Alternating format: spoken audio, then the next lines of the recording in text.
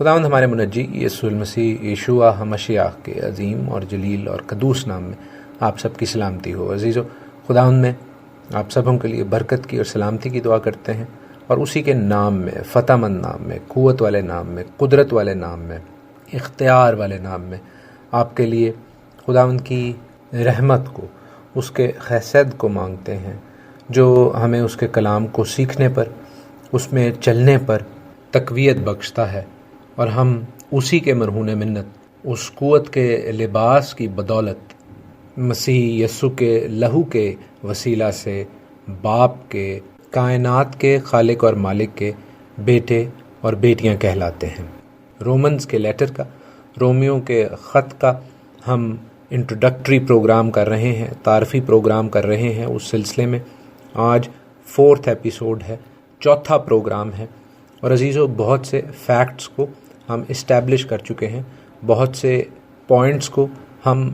قائم کر چکے ہیں، تاکہ ہم ان کی بیسس پر، ان کی نیو پر اس کتاب کی بائبل سٹڈی کو، تفسیر کو، کامنٹری کو جاری رکھ سکیں۔ اور میری آپ سے درخواست ہوگی کہ ان تمام پروگرامز کو جو ہم نے کانٹیکسٹ کو سیٹ کرنے میں، سیاق و سباق کو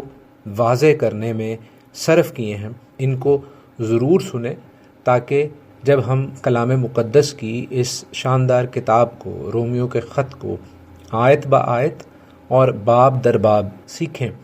تو عزیزو ہم کسی بھی موقع پر کنفیوژن کا، بے یقینی کا، کانٹرڈکشن کا، تضاد کا شکار نہ ہوں۔ ہم خاص طور پر پولس رسول کے کردار کے حوالے سے، اس کی جوئشنس کے حوالے سے، یہودیت کے حوالے سے، خاص طور پر فریسی طبقے سے تعلق رکھنے کے حوالے سے تفصیلاً سیکھ چکے ہیں۔ اس امپورٹنٹ لنک کو سمجھنے کے لیے جو علمی اور روحانی سفر ہم نے طے کیا ہے، میں اس کو دہراؤں گا تو نہیں، لیکن وہ ہمارے ذہنوں میں نقش ہونا چاہیے، تاکہ جب ہم آگے بڑھیں تو ہمیں کوئی کنفیوژن نہ ہو۔ جیسے میں نے کہا، جو بیڈ نیوز ہے، جو بری خبر ہے، وہ یہ ہے اس موقف کے حوالے سے کہ 2 سینچری آنورڈز، 2 صدی عیسوی سے پال کے کیریکٹر کو، پال کے کردار کو ایسا جینٹائل شو کیا گیا، ایسا غیر اقوام کی طرف مائل شو کیا گیا کہ اس کی اپنی جو تھیولوجی یا ویو پوائنٹ ہے، جو نقطہ نظر ہے، وہ بھی مدھم پڑتا گیا، اور لوگ اس کو جینٹائلز کے تناظر میں، غیر قوم کے تناظر میں سیکھتے سمجھتے رہے، اور اس کی ٹیچنگز کو غلط طور پر پرسیو کر کے کلام مقدس کے زیادہ بڑے حصوں کو کاٹتے، چھانٹتے، ان کو رد کرتے رہے۔ گڈ نیوز کیا ہے؟ اچھی خبر کیا ہے کہ پال کے حوالے سے جو علمی اور روحانی لیڈرشپ ہے دنیا کی آج 21ویں صدی میں، ان کا پوائنٹ آف ویو، ان کا نقطہ نظر تبدیل ہو رہا ہے، اور وہ پال کو پال ہی کی طرح، پولوس کو پولوس ہی کی طرح، ربی شاول کی طرح ہی دیکھ رہے ہیں۔ اس کلچر کو، اس ببلیکل، ہبریک، عبرانی، اسرائیلی کلچر کو سمجھنے کی کوشش کر رہے ہیں، جس میں پولوس رسول پلے بڑھے، جس میں پولوس رسول نے یہ کتابیں، یہ خطوط لکھے، اور جس کے تناظر میں ہم سبوں کو بھی خداوند کے پاک کلام کو، پولوس کے خطوط کو سیکھنا، سمجھنا اور اپلائی کرنا چاہیے۔ اب یہاں پر کچھ جو علمی مشکلات ہیں، جو تھیولوجیکل ڈیفیکلٹیز بھی ہیں، وہ یہ ہے کہ اس 1 صدی کا، 21ویں صدی کا، آج کی صدی کا جو کام ہے، اس کا مقابلہ 19 صدیوں کی، 19 سینچریز کے کام سے، سوچ سے ہے۔ کئی لوگ، انفیکٹ زیادہ تر لوگ، زیادہ تر تھیولوجیز، زیادہ تر ڈینومینیشنز، زیادہ تر فرقے پولوس کو ابھی بھی غلط تناظر سے دیکھتے، غلط کانٹیکسٹ میں سمجھتے اور سمجھاتے ہیں۔ They do not seem willing to challenge traditional Gentile Christian thinking۔ وہ اس غیر قوم والی سوچ کو، نظریے کو مسیحی لیبل چپکا دیتے ہیں، اور پھر اس سے ٹس سے مس نہیں ہوتے، سیکھنے کی کوشش نہیں کرتے، کیونکہ اگر کوئی نئی بات ان کے تھیولوجیکل سسٹم کو، ان کی ڈینومینیشن کو، ان کے فرقے کی سوچ کو ہلا دے، تو یہ تو بڑی ان کے لیے ڈینجرس بات ہے، ان کے کیریئر جو ہیں وہ داؤ پہ لگ جائیں گے، کیونکہ ان کی روزی روٹی لگی ہوئی ہے، ایک سسٹم لگا ہوا ہے، جیسا بکتا آیا ہے ویسا ہی بیچو، جیسی روایات ہمارے باپ دادا نے قائم کر دی ہیں ان پر بغیر سوچے سمجھے چلتے رہو۔ کیا ضرورت ہے اپنے دماغ کو استعمال کرنے کی؟ کیا ضرورت ہے سچائی کو تلاش کر کے ان غلامانہ زنجیروں سے آزاد ہونے کی؟ لیکن عزیزو، ہم ان زنجیروں سے، ان روایت کی، ان غلامانہ سوچ کی، ان ڈینومینیشنل فرقہ وارانہ سوچ کی، ان غلط تھیولوجیز کی، ان غلط تعلیموں کی سوچ سے آزاد ہوں گے، خداوند کے کلام کی سچائیوں سے، حقیقت سے، اور ہماری کوشش ہوگی کہ بہتوں کی آنکھوں سے یہ روحانی اندھا پن جاتا رہے، یہ اسپرچل بلائنڈنس جاتی رہے، تاہم ہم جانتے ہیں کہ خداوند کی آواز صرف اسی کی بھیڑیں سنتی ہیں، جو اس کی بھیڑیں نہیں، جو بکریاں ہیں، جو خداوند یسوع المسیح ہمارے منجی یشوع ہمشیاہ کے آنے پر اس کے بائیں ہاتھ ہوں گے، وہ اس کی آواز کو رد بھی کریں گے اور اس کے پیچھے چلنے والوں کو برا بھلا بھی کہیں گے۔ ایک دو فیکٹس اور ہم اسٹیبلش کرتے چلیں کہ بائبل سکالرز تمام عالم میں اس بات پر متفق ہیں کہ رومیو کا خط پولس رسول نے لکھا ہے، پیشتر اس کے کہ آپ میں سے کوئی یہ سوال کر لے کہ کیا یہ یقین ہے کہ یہ پولس رسول ہی کا خط ہے، کیونکہ کلام مقدس کے کچھ حصوں کے حوالے سے ایسی آرگیومنٹس، ایسے اعتراضات موجود ہیں۔ تو عزیزو، let it be clear, everyone in the world agrees کہ یہ خط پولس رسول نے لکھا ہے۔ انفیکٹ 16ویں باب میں پولس رسول کہتے ہیں کہ انہوں نے یہ خط گیس کے گھر سے لکھا ہے، اور یہ گیس وہی ہے جس کے حوالے سے پہلے کرنتھیوں پہلے باب میں لکھا ہے۔ سو موسٹ پروبیبلی پولس رسول رومیو کی کلیسیا کو یہ خط کورنتھس سے لکھ رہے ہیں، کورنتھ سے لکھ رہے ہیں، اور جو ان کی آئٹنری اور ٹائم لائن ہے اس کے لیے ہم ایکٹس، رسولوں کے اعمال کا سہارا لیں گے، جو کہ ہم نے بڑی تفصیل سے سیکھا اور پڑھا ہے۔ پولس کا ارادہ تھا ہسپانیہ، اسپین جانے کا، اور روم اس حوالے سے ایک آئیڈیل، ایک لاجیکل سٹاپ ہے جہاں پر آپ کچھ دیر رک کے اسپین کی جانب، ہسپانیہ کی جانب جا سکتے ہیں۔ بہت ممکن ہے، اور جیسے میں نے کہا تعلیمی اعتبار سے مستند لوگ اس حقیقت کا اعتراف کرتے ہیں کہ نہ صرف پولس نے اس کو لکھا، بلکہ اس نے اپنے تھرڈ مشنری جرنی میں، اپنے تیسرے مشنری سفر میں اس خط کو لکھا، جب وہ پلان کر رہے تھے کہ وہ یروشلم واپس جائیں گے شواؤت کے لیے، عید پینتیکوست کے لیے۔ سو اس حوالے سے جو ٹائم لائن بنتی ہے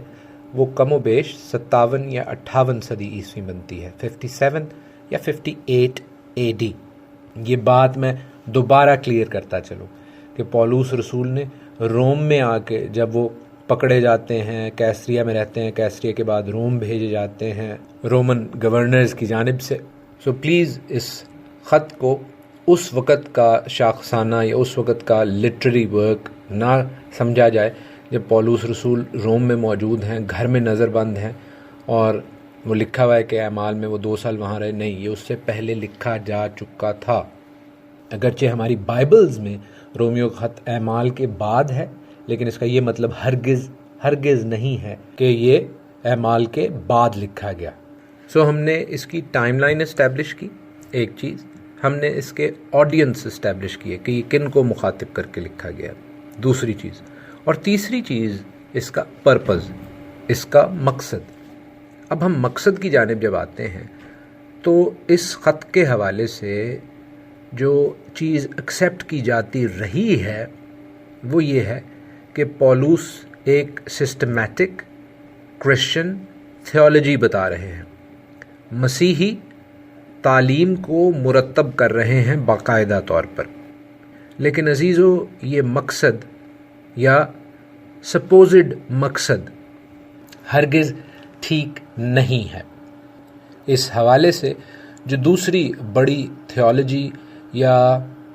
نقطہ نظر ہے جس سے میں اگری کرتا ہوں،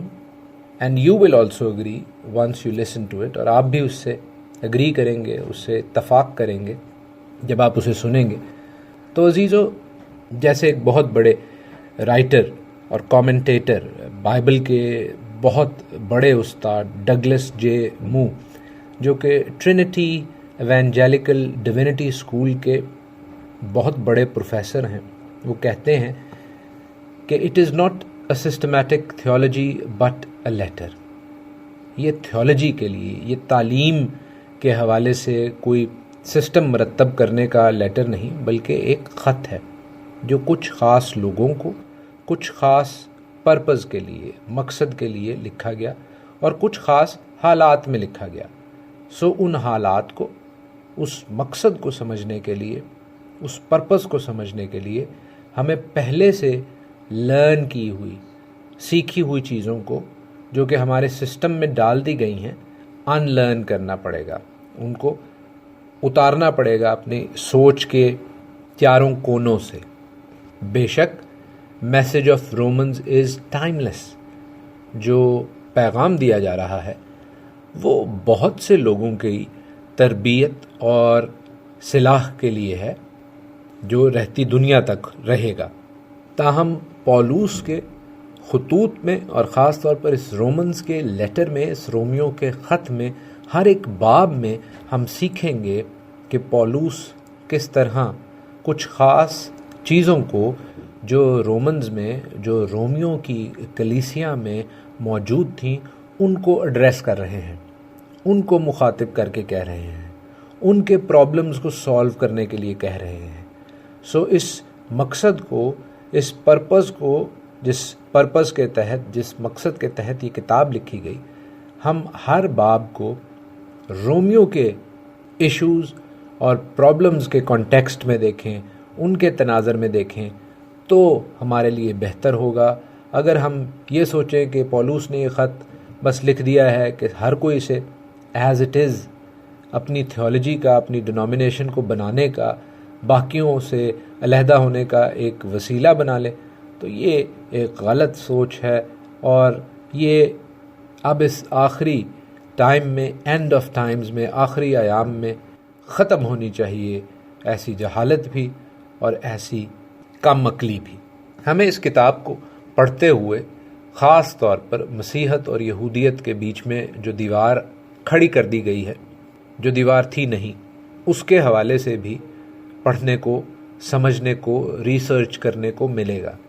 کیونکہ جو سیکنڈ ٹیمپل کے ساتھ منسلک جیوز ہیں، سیکنڈ ٹیمپل اس لیے میں کہہ رہا ہوں عزیزو کیونکہ فرسٹ ٹیمپل جو تھا وہ سلیمان نے بنایا تھا، اور وہ کم از بیش 900 BC میں، 900 سال قبل از مسیح بنا۔ پھر ہم جانتے ہیں کہ وہ تباہ کر دیا گیا 587 قبل از مسیح، 587 BC میں بیبلونینز کی طرف سے، اور پھر جب عزرا اور نہمیہ واپس آتے ہیں 500 BC میں، تو زربابل اور عزرا اور نہمیہ جو ہیں سیکنڈ ٹیمپل بناتے ہیں۔ اس کے ساتھ عزرا جو ہے وہ فقیہ کا، سکرائبز کا ایک آفس جو ہے وہ کھولتے ہیں، اور یہ آفس جو ہے یہ 24 گھنٹے کی جو زندگی ہے اس حوالے سے حلاخہ، اصول کلام مقدس کی روشنی میں مرتب کرتے ہیں، جو کہ پھر اس قدر ڈیٹیل ہوتے گئے کہ اس حوالے سے لوگ زندگی گزارتے تھے، اسپیشلی جو ہولی لینڈ کے تھے، جو یروشلم کے تھے، جو یہودیہ کے علاقے میں رہنے والے تھے۔ ڈائسپورا میں جو اسیری میں رہ گئے جیوز، کیونکہ یاد رہے کہ سارے جیوز، سارے یہودی واپس نہیں آئے تھے، تو جو ڈائسپورا میں تھے لوگ، جو اسیری میں، جو فارس میں، جو روم میں، جو باقی علاقوں میں رہتے تھے، وہ ان اصولوں کو کیسے اپلائی کرتے تھے، کیونکہ کچھ اصول تھے جو ہولی لینڈ کے لیے ہی تھے، یروشلم کے لیے تھے، کچھ اصول تھے جو باہر کے لوگوں کے لیے تھے، باہر کی رہنے والی قوموں کے لیے تھے، اور اس حوالے سے کرسچینٹی، مسیحت جب ڈیولپ ہوتی ہے تو وہ ان اصولوں کو کس نگاہ سے دیکھتی ہے، یا وہ اپنے سیٹ آف رولز بناتی ہے، اپنے اصولوں کی کتاب ترتیب دیتی ہے، جیسے کہ ہمیں کیتھولک مشن سے پتہ چلتا ہے۔ تو کیا یہ ان ہلاخہ کی ضد تھے، ان کے ماڈل پر بنے؟ اس حوالے سے بھی ہم سیکھیں گے اس کتاب کے ریویو میں، اور بہت سی خداوند کی طرف سے دی گئی ریویلیشنز، مکاشفات میں آپ سبوں کے لیے شیئر کرتا جاؤں گا۔ کوشش ہوگی کہ نیکسٹ پروگرام، اگلا پروگرام جو ہے وہ پہلے باب کے حوالے سے ہو، فرسٹ چیپٹر کے حوالے سے ہو، اور میری آپ سے یہی درخواست ہے کہ ان چاروں پروگرامز کو جو کہ میں نے بڑے مفصل اور جامع انداز میں آپ کی رہنمائی کے لیے ریکارڈ کیے ہیں، ان کو سیو کریں، ان کے نوٹس بنائیں، ان کو دوبارہ سنیں، ان کو کنٹینیویشن میں سنیں، انہیں تسلسل میں سنیں، تاکہ رومیو کے خط کی سٹڈی، رومیو کے خط کا پڑھا جانا،